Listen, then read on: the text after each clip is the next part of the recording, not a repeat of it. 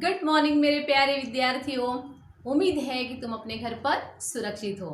देखो मेरे प्यारे विद्यार्थियों, 10वीं कक्षा में तुम्हारा स्वागत है। देखो 9वीं कक्षा की जो पढ़ाई है हम लोगों ने ऑनलाइन की है।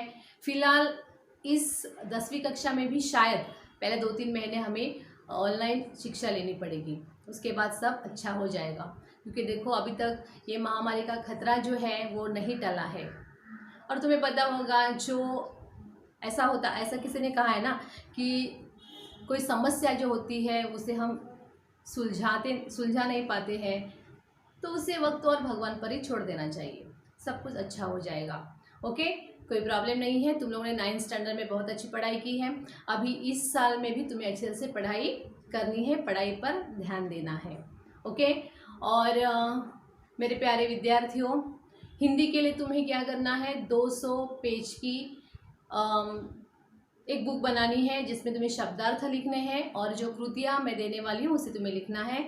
और 100 पेज की जो निबंध के लिए बुक है उसे तुम्हें तैयार करके रखना है। फिलहाल अभी हम पाठ पर ही ध्यान देंगे, उसके बाद हम व्याकरण की जो बुक है तुम्हारी वो तुम्हारी 8th स्टैंडर्ड की है। मैंने पहले ही बता दिया है कि 8th स्टैंडर्ड की जो तुम्हारी व्याकरण की बुक है वो 9th स्टैंडर्ड के लिए, और 9th स्टैंडर्ड में हमारा पूरा ग्रामर हो गया है। अभी सिर्फ हम उसे रिवीजन करने वाले हैं। ओके, तो 200 पेज की जो बुक है उसमें तुम्हें शब्दार्थ लिखने हैं और जो हम कृतियाँ देंगे उसे लिखना है। और 100 पेज की तुम्हारी जो बुक रहेगी उसमें हमें क्या करना है, निबंध लेखन, निबंध राइटिंग स्किल के लिए वो होगी। ओके, चलो अभी हमारे जो अभी ये पोर्शन है, बोर्ड ने कुछ लेसन जो है वो पोएम जो है उसे ओमिट कर दिया था। फिलहाल हमें पता नहीं है कि इस समय भी वही पोर्शन रहेगा या उसमें कोई ज़्यादा वो लोग लेसन देंगे या फिर से कट करेंगे, हमें कुछ पता नहीं है। लेकिन फिर भी जितना गए साल हम लोगों ने सिखाया है उसी के अनुसार अभी इस साल भी हम लोग वही लेसन लेंगे। अगर उन्होंने कहा कि ठीक है और ऐड किए तो हम बाद में सिखाएंगे उसे। लेकिन हमारी जो पहली कविता है, पहली इकाई की जो पहली कविता है भारत महिमा, वो कविता तो रहेगी, तो उसमें कोई प्रॉब्लम नहीं है, यहाँ शंका नहीं उपस्थित हो सकती कि ये कविता है या नहीं है, ये तो है ही। ओके, जो हमारी पहली कविता जो है भारत महिमा। भारत तुम्हें पता है सबसे अलग देश है, और हमारे जो लेखक कवि है जयशंकर प्रसाद जी, उन्होंने ये कविता बहुत ही सुंदर ढंग से लिखी है। ये जो हमारे जयशंकर प्रसाद जी जो है उनका जन्म वाराणसी में हो गया है, 1890 में हो गया, और उनकी मृत्यु जो है वो 1947 में हो गई है। काफ़ी समय उन्होंने बहुत सारे साहित्य लिखा है। देखो वो बहुआयामी प्रतिभा के कवि है, लेखक है। उन्होंने बहुत अच्छी तरह से उपन्यास लिखे हैं, नाटककार है, और हर एक में उन्होंने जो भी झलक दिखाई है उनकी भारत के प्रति जो श्रद्धा है, जो भक्ति है, जो देश प्रेम है, वो हमें दिखाई देता है। उनकी हर एक रचनाओं में भारत के गौरवशाली इतिहास का सजीव चित्रण हमें मिलता है। ऐसे ही महान हमारी हस्ती थी जयशंकर प्रसाद। अभी भारत महिमा इस कविता के माध्यम से भी उन्होंने क्या किया है, भारत के गौरवशाली वैभवशाली इतिहास को हमारे सामने पेश किया है। हम अन्य देश के वासी नहीं है, ऐसे वैसे देश के वासी नहीं है, हम भारतवासी है। तुम्हें पता है मेरे प्यारे विद्यार्थी, तुम लोगों ने कभी ऐसे सुना है अमेरिका माता, इंग्लैंड माता, चीन माता, कभी सुना है? सिर्फ एक ही है, भारत माता, यानी कि माता के समान प्रेम करने वाला हमारा देश है। और उनका अतीत जो है इतना गौरवशाली, क्योंकि ये संतों की पुण्य भूमि है, बहुत वीरों की पुण्य भूमि है। बहुत सारे वीरों ने, संतों ने हमारे इस देश में जन्म लिया है। भगवान ने भी, भगवान जो है कृष्ण जो है, उन्होंने हमारे यहाँ पे जन्म ले लिया है। बहुत सारे देवताओं का निवास हमारा भारत देश है। इसके लिए हमारा भारत देश जो है वो ऐसा वैसा देश नहीं है, बल्कि सबसे अलग है, अनोखा है, अद्भुत है। और इस भारत देश की महिमा हमारे जो कवि है उन्होंने इस कविता के माध्यम से हमें बताई है। फिलहाल तुम्हें ये गीत अच्छी तरह से पता होगा, जहाँ डाल डाल पर सोने की चिड़िया करती है बसेरा, वो भारत देश है मेरा, वो भारत देश है मेरा। जहाँ सत्य अहिंसा और धर्म का पग पग लगता डेरा, वो भारत देश है मेरा, वो भारत देश है मेरा। मेरे प्यारे विद्यार्थियों, इन पंक्तियों से पता चलता है कि हमारे भारत देश की महानता कितनी है, कैसी है, अनोखी है। ओके, जहाँ डाल डाल पर सोने की चिड़िया करती थी बसेरा। जो बसेरा का मतलब क्या है? रहना, घोंसला बनाना। सोने की चिड़िया, बहुत संपन्न था हमारा देश, लेकिन विदेशियों के आक्रमण के कारण उन्होंने हमारे देश पर आक्रमण किया और हमारे देश में जो खजाना था उसे लूट लिया। ओके, फिर भी आज भी हमारे देश की शान है, मान है, आन है, सम्मान है, सब कुछ है, क्योंकि हमारा भारत देश दूसरों से अलग है। प्रकृति के गोद में बसा हुआ हमारा भारत देश है। तो चलो हम देखते हैं हमारे कवि जो है जयशंकर प्रसाद जी हमें इस कविता के माध्यम से क्या बताना चाहते हैं, हम सीखते हैं। तुम्हारे सामने तुम्हारे टेक्स्ट बुक होनी चाहिए, तुम्हारे हाथ में पेन या पेंसिल होनी चाहिए। जब मैं यहाँ से शब्दार्थ तुम्हें बताऊंगी, तुम्हें क्या करना है, वहाँ पे नोट करके लेना है अभी, और फिर बाद में तुम्हारे जो नोटबुक मैंने तुम्हें बताई है 200 पेज की, उस पर तुम्हें वो लिखना है। ओके, तो चलो हम शुरुआत करते हैं हमारी पहली इकाई की पहली कविता, भारत महिमा, कवि जयशंकर प्रसाद। पद्य संबंधी देखो अभी। प्रस्तुत कविता में कवि ने अपने देश के गौरवशाली अतीत का सजीव वर्णन किया है। यानी कि हमें लगता है ये सजीव है, निर्जीव नहीं है। जो हमें रिस्पॉन्स दे रहा है वो सजीव होता है। कवि का कहना है कि हमें अपने देश पर गर्व करते हुए उसके प्रति अपना सर्वस्व निछावर करने के लिए हमेशा तत्पर रहना चाहिए। हमारे देश के लिए जान निछावर करने के लिए हमें तत्पर रहना चाहिए, आगे पीछे नहीं देखना चाहिए। जो भी है, हमारी जान जो है वो हमारे देश के लिए हमेशा तैयार रखनी चाहिए। ओके, और इसके लिए उन्होंने हमें बताया है कि हमें अपने देश पर गर्व होना चाहिए। ऐसा किसी ने कहा गर्व से क्या हम हिंदुस्तानी है, गर्व से कहो हम भारतवासी है, ऐसा हमें बताना चाहिए। चलो हमें कवि क्या कहते हैं। हिमालय के आंगन में उसे किरणों का दे उपहार, उषा ने हंस अभिनंदन किया और पहनाया हीरक हार। अभी दो पंक्तियों का मैं तुम्हें अर्थ बताऊंगी।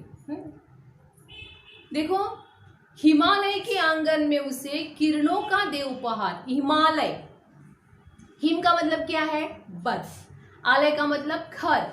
हिमालय यानी कि बर्फों का घर है, ऊंचा पहाड़ पर्वत है जो बर्फों से आच्छादित है या ढका हुआ है। हिमालय, हिम प्लस आलय, इसमें संधि कौन सी है? हिम प्लस आलय कौन सी है? स्वर संधि। देखो तुम्हें अभी ये व्याकरण को भी ध्यान रखना है, व्याकरण की ओर तुम्हें ध्यान देना जरूरी है। तो हिमालय के आंगन में उसे किरणों का दे उपहार, उपहार देना यानी कि तोहफा, भेंट। सूरज ने क्या किया है? अपनी भेंट जो है वो हिमालय के आंगन को दे दी है। अभी देखो मेरे प्यारे विद्यार्थियों, हिमालय जो है ऊंचा पहाड़ है, पर्वत है, और उसके आंगन में हमारा भारत देश जो है वो बसा हुआ है। तो है ना, हम आंगन कहाँ होता है? हमारे घर के आगे। हमारा घर ऊंचाई पर होता है और उसके आगे जो स्पेस होती है वो आंगन होता है हमारा। तो हिमालय के आंगन में हमारा भारत देश बसा हुआ है और उसे सूरज ने क्या किया है? अपनी किरणों का उपहार दिया है। उपहार देना, भेंट दी है अपनी किरणों की, कि ये सौगात तुम्हारे लिए है, भारत देश को वो दे रहे हैं। उषा ने हंस अभिनंदन किया। अभी उषा यानी कि सुबह, सुबह का अपोजिट वर्ड कौन सा है?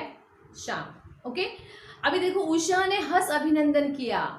हम लोग सुबह मिलते तो कैसे गुड मॉर्निंग टीचर, ऐसे तुम लोग करते हो ना, सुबह सुबह हम गुड मॉर्निंग मम्मा, गुड मॉर्निंग पापा हम बोलते हैं। तो हम हंसकर अभिनंदन करते हैं। वैसे ही क्या हो गया है, सूरज की किरणें जो है वो हिमालय के आंगन में यानी कि भारत देश पर पड़ी, उन्होंने उपहार के स्वरूप में भेजा है।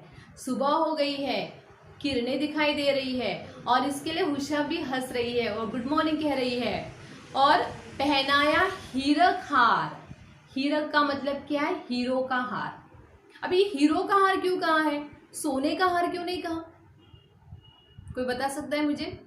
लेकिन मैं आंसर तुमसे पा नहीं सकती हूँ। देखो, उन्होंने सोने का हार नहीं कहा, हीरक हार कहा है, क्योंकि हिमालय के चोटियों पर बर्फ ही बर्फ होता है और जो सूरज की किरणें जो होती है वो हिमालय के ऊपर गिरती है, इसके लिए वो बर्फ जो है वो चमकता है। वो किसके समान दिखाई देता है, हीरो के समान। डायमंड देखा है ना तुम लोगों ने, सफ़ेद होता है और वो कितनी शाइनिंग होती है, उसमें चमक होती है। तो वो क्या है, किरणें जो है वो बर्फ पर गिरी है और इसके लिए बर्फ जो है वो चमक रहा है और इसके लिए कवि ने ऐसी कल्पना की है कि वो हीरो का हार है। समझ में बात आई?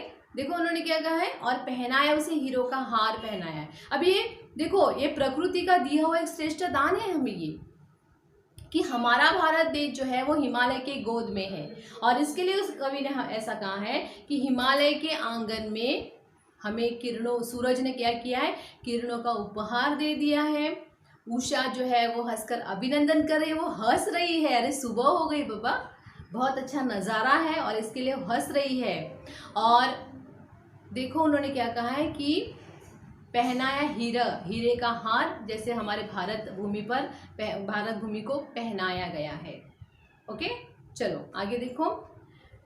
जगे हम लगे जगाने विश्व, लोक में फैला फिर आलोक, व्योमतम पुंज हुआ तब नष्ट, अखिल संस्कृति हो उठी अशोक। अभी जगे हम लगे जगाने विश्व को, हम लोग जाग गए हैं। अभी जागना इसका मतलब क्या है कि हम सोए थे, किसी ने हमें जगाया है।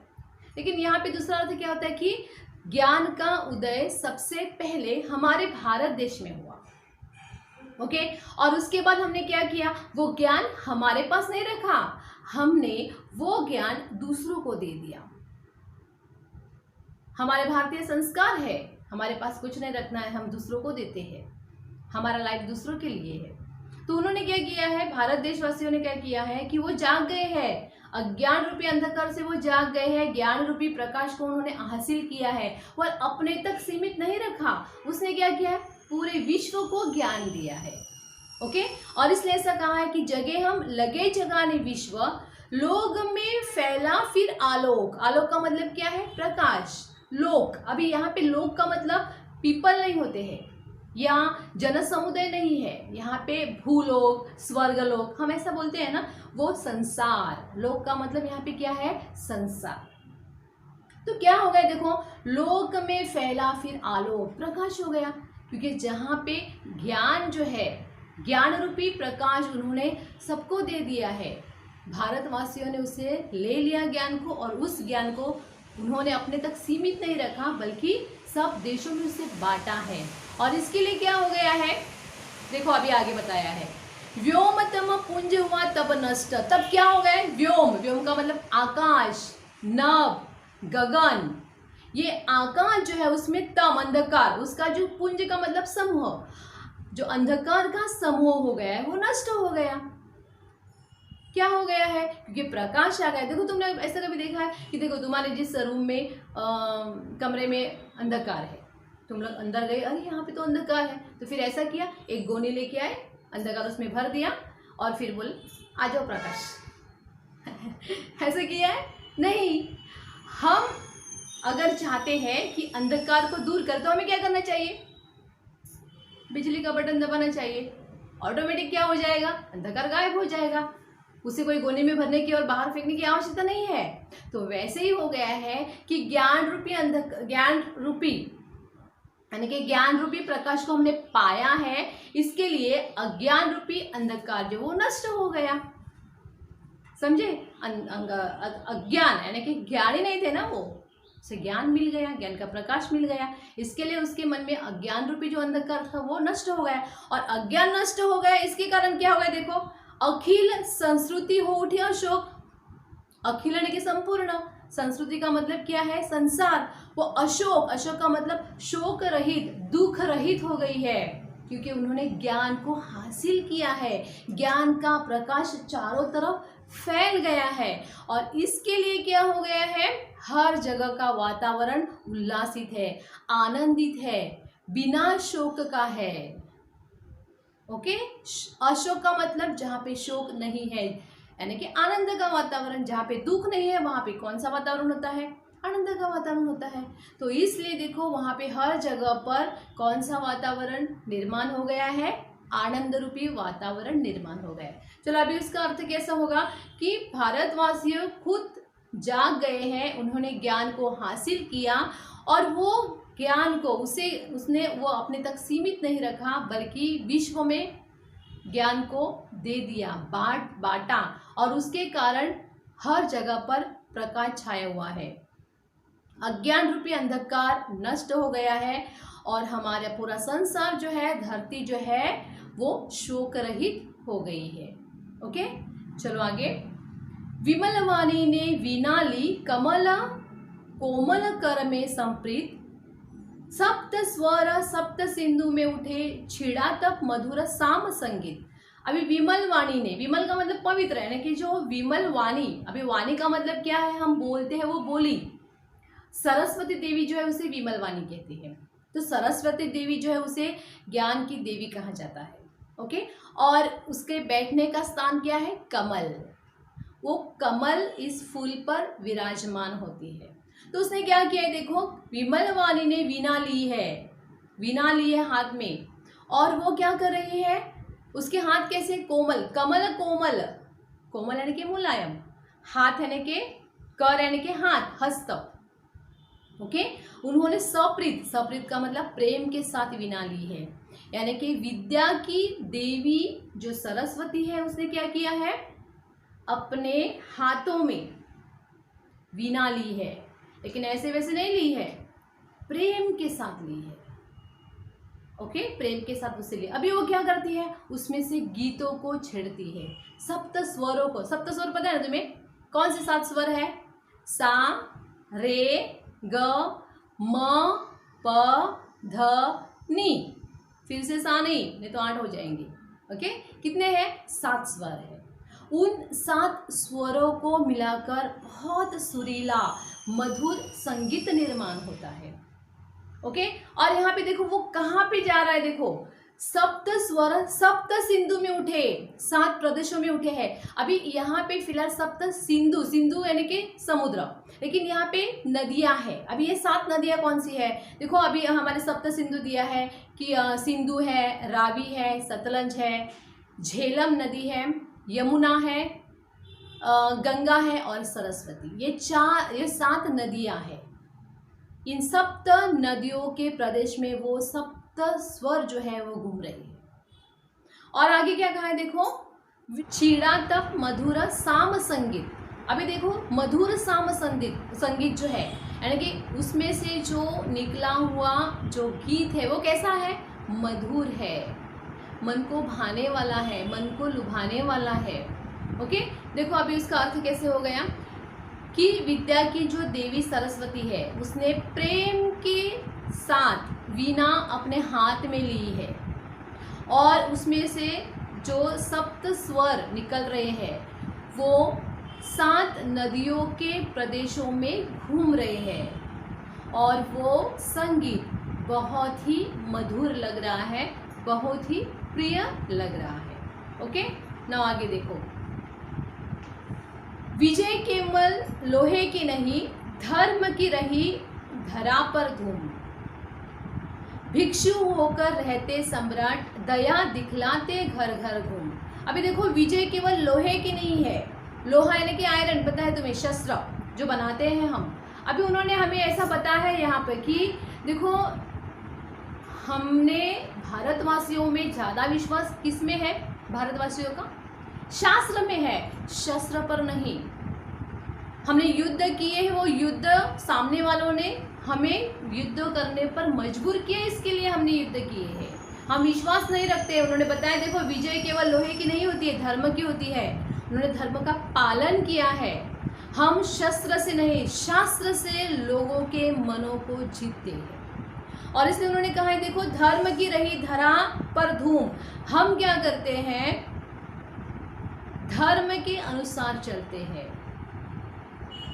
हम उसे भी युद्ध नहीं मानते हैं जो लोगों को मारकर खून खराबा कर कर जो हासिल करते हैं। हम धर्म के अनुसार जाते, क्योंकि हमारी भारतीय संस्कृति जो है वो दूसरों से अलग संस्कृति है। हम संस्कार जो है हमारे वो अलग है, हमारी आध्यात्मिकता जो है वो भी अलग है। और इसलिए उन्होंने कहा कि हम विजय केवल लोहे से नहीं प्राप्त करते हैं, हमें मानवता है।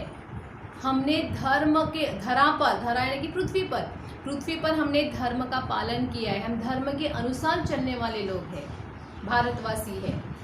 भिक्षु होकर रहते सम्राट, दया दिखलाते घर घर घूम।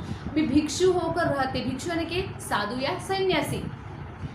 ओके, सम्राट का मतलब राजाओं का राजा। देखो अभी किसी एक देश का राजा जो रहता है वो राजा होता है, लेकिन बहुत सारे राज्यों का जो राजा होता है वो सम्राट होता है। ओके, सम्राट अकबर तुमने नाम सुना होगा। ओके, ऐसे सम्राट अशोक, अभी तुम लोगों ने वो फिल्म देखी होगी शायद, अशोका फिल्म, जिसमें करीना कपूर है और अशोक हमारे कौन है, वो कौन सी हीरो है, शाहरुख खान है। ओके, बहुत अच्छी फिल्म है, ऐतिहासिक पुनरावृत्ति है, इतिहास की पुनरावृत्ति उन्होंने की है, ज़रूर देखना उसे।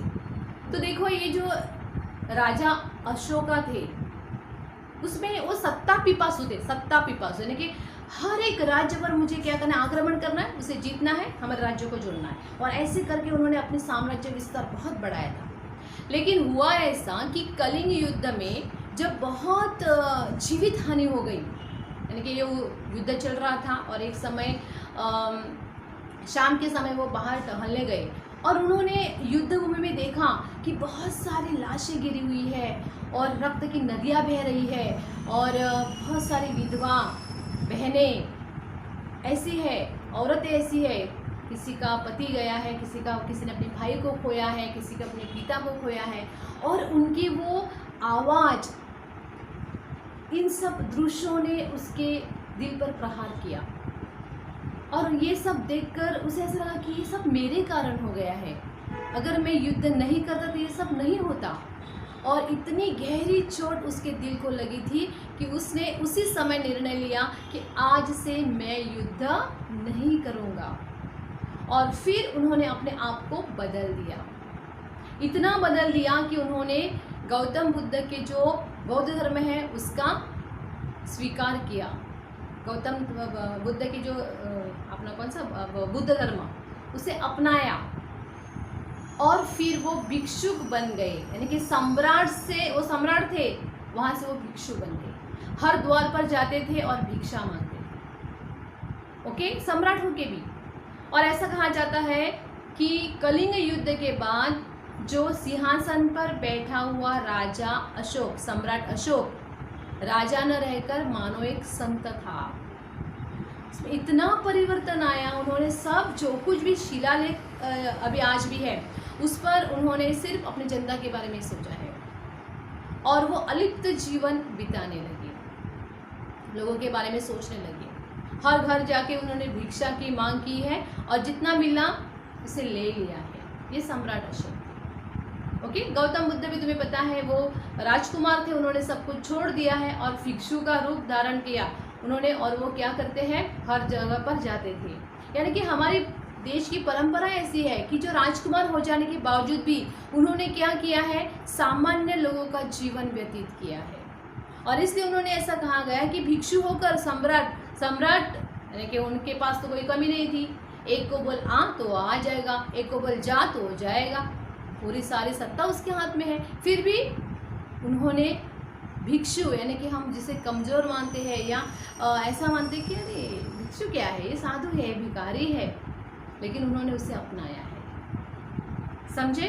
तो कभी हम यहाँ पे बताना चाहते हैं कि हमारे भारत देश के जो देशवासी है वो शस्त्र पर नहीं बल्कि शास्त्र पर विश्वास रखते हैं। इसके लिए लोहे की विजय नहीं होती है, धर्म की जीत होती है हमेशा। और हमारे भारत देश के जो सम्राट है वो भिक्षु बनकर हर एक द्वार पर जाके उन्होंने भिक्षा हासिल की और जितना मिला है उसमें वो बहुत खुश है। ये हमारे भारतवासी है। ओके, आगे देखो कहाँ है, गोरी को दिया दया का दान, चीन को मिली धर्म की दृष्टि, मिला था स्वर्ण भूमि को रत्न, शील की सिंहल को भी सृष्टि। अभी गोरी यानी कि ग्रीक लोग, बाहर के लोग जो है वो, अभी उसको दया का दान मिला। हमारे भारत देश की महिमा मैंने पहले ही बता दिया है कि अलग सी अनोखी है। वो उन्होंने दान दिया। तुम्हें पता है कि सिकंदर राजा जो थे उनकी ख्वाहिश क्या थी कि मैं पूरे विश्व को अपने मुट्ठी में कर लूँगा, लेकिन फिलहाल ऐसा हुआ नहीं है। उनके जो सेनापति थे सेल्यूकस, उन्होंने भारत देश पर आक्रमण किया, मगध साम्राज्य पर आक्रमण किया, लेकिन चंद्रगुप्त मौर्य ये पराक्रमी राजा थे, उसने उसे हरा दिया। हराने के बाद सेल्यूकस जो था उसे मौत की सज़ा दे सकते थे, लेकिन चंद्रगुप्त मौर्य ने ऐसा नहीं किया, उसे छोड़ दिया।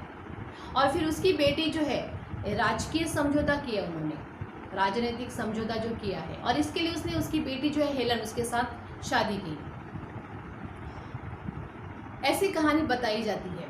तो कहने का तात्पर्य ये है कि हमारे जो देश के राजा हैं वो दूसरों पर दया दिखाते हैं, दान देते हैं दूसरों को, जीवन दान दिया है उन्होंने, क्योंकि हम किसी की जान नहीं ले सकते हैं, इतने कठोर हृदय के हम तो है नहीं। आगे क्या बताया देखो, चीन को मिली धर्म की दृष्टि। गौतम बुद्ध का जो बौद्ध धर्म को अशोका ने स्वीकार किया और अपने देश तक सीमित नहीं रखा। उसने क्या किया है, अपनी बेटी जो है संघमित्रा और अपना बेटा जो है महेंद्र, उसे चीन में भेजा ताकि वहाँ पे गौतम बुद्ध का धर्म का जो है बौद्ध धर्म का प्रसार हो जाए। और उन्हें धर्म की दृष्टि मिली, उन्हें पता चला कि धर्म क्या होता है। ओके, तो इसलिए उन्होंने कहा गया, यहाँ पे लिखा गया है कि चीन को मिली धर्म की दृष्टि। वो किसने दी है, राजा अशोक ने दी है। मिला था स्वर्ण भूमि को रत्न, सील की सिंहल को भी सृष्टि। अभी सिंहल का मतलब आज का श्रीलंका देश ऐसा कहा जाता है कि पहले वो वहाँ पे स्वर्ण भूमि थी, बहुत सारा सोना था। श्रीलंका तुम्हें पता है ना, लंका, रावण की लंका जो सोने से भी ऐसे गड़ी हुई थी या मड़ी हुई थी। तो उन्होंने कहा है कि उसी देश में भी जो हमने दिया है दान, धर्म का ही ज्ञान दिया है, क्योंकि वहाँ पर भी सम्राट अशोका ने अपनी बेटी संघमित्रा और महेंद्र को भेजा और उसके साथ एक बोधि वृक्ष की टहनी वहाँ पे भेजी थी श्रीलंका में, उसे लगाने के लिए वहाँ पे। और श्रीलंका में आज भी वो वृक्ष जो है, बोधि वृक्ष जो है, वो आज भी वहाँ पे मौजूद है। समझे? तो हमारे देश के राजा ऐसे हैं, उसने क्या किया है, हमारे जो धर्म मिला है, धर्म को अपने तक सीमित नहीं रखा, दूसरों को देने का प्रयास किया है। तो कभी यहाँ पे क्या बताना चाहते हैं देखो, कि हमने गौरी को दया का दान दिया है, चीन को हमने धर्म की दृष्टि दी है, धर्म का पालन कैसे करना है वो बताया है। और मिला था स्वर्ण भूमि, स्वर्ण यानी कि मैंने कहा है सोने की भूमि। स्वर्ण का दूसरा समानार्थी शब्द क्या है, कनक या धतुरा भी कहते हैं उसे। हाँ, अभी लेकिन यहाँ पे कनक है, सोना, वो सोने की भूमि थी, उसे क्या दिया है, दृष्टि दी है, उसे सिद्धांत से, शील का मतलब चरित्र, अच्छे सिद्धांत बताए हैं, किस तरह से हमें दूसरों के साथ व्यवहार करना है, हमारा चरित्र कैसा होना चाहिए, ये उन्होंने यहाँ पे बताने की कोशिश की है।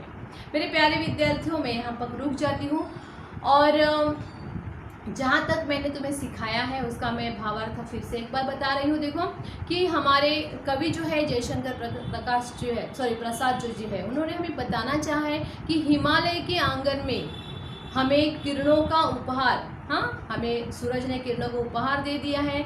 हमारी उषा जो है वो बहुत मुस्कुरा रही है और अभिनंदन कर रही है, और प्रकृति ने हमें हीरो का हार पहनाया है, भारत देश को हीरो का हार पहनाया है।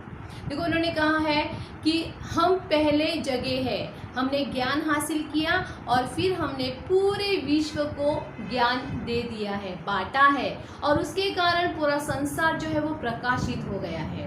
ओके, आकाश में जो अज्ञान रूपी अंधकार जो था, उसका समूह जो था वो नष्ट हो गया, क्योंकि ज्ञान रूपी प्रकाश वहाँ पे छा गया है। और इसके लिए पूरी धरती जो है, पूरा संसार जो है वो शोक विरहित हो गया है, यानी कि आनंदमय हो गया है, खुशियों के साथ जीवन बिता रहा है।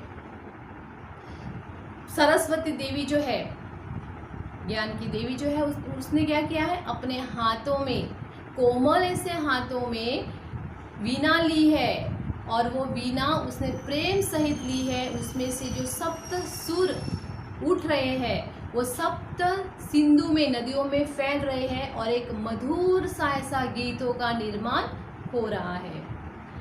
देखो कवि आगे बताना चाहते हैं कि हम लोहे के विजय, यानी कि शस्त्र से लड़ने के बाद जो विजय हासिल करते हैं उस पर विश्वास नहीं करते हैं, बल्कि हम लोगों ने दया पर, धर्म पर, हमने धर्म का प्रचार करके, यानी कि शास्त्र पर हम ज़्यादा जोर देते हैं। और हमने क्या किया है, शास्त्र से जो हमें सीख मिलती है उस पर हमें विजय पाना अच्छा लगता है। हमने विजय पाई है शस्त्र से नहीं, खून खराबा करके नहीं, क्योंकि देखो हमारी संस्कृति महान है, और हमारे यहाँ के सम्राटों ने भिक्षा, यानी कि साधु बनकर वो हर घर पर जाते हैं और दया दिखाते हैं, हर घर को दया दिखाने का कार्य करते हैं। हमारे भारतवासियों ने क्या किया है, गौरी को दान दे दिया है, चीन को धर्म की दृष्टि दे दी है, धर्म के बारे में बताया है। इतना ही नहीं तो श्रीलंका या सिंहल जैसे महान देश में, अच्छे देश में उन्होंने चरित्र के सिद्धांत के बारे में बताया है, और वहाँ पर भी उन्होंने एक अच्छा और सच्चा कार्य किया है। ओके मेरे प्यारे विद्यार्थी, मैं यहाँ पर रुक जाती हूँ। उम्मीद है कि जो मैंने अभी तुम्हें सिखाया वो तुम्हें अच्छी तरह से समझा होगा। अगर कुछ समझ में नहीं आया है तो मुझे व्हाट्सएप पर तुम लोग पूछ सकते हो। ओके, अपने घर पर रहो, सुरक्षित रहो और अपना ख्याल रखो। Okay, bye bye.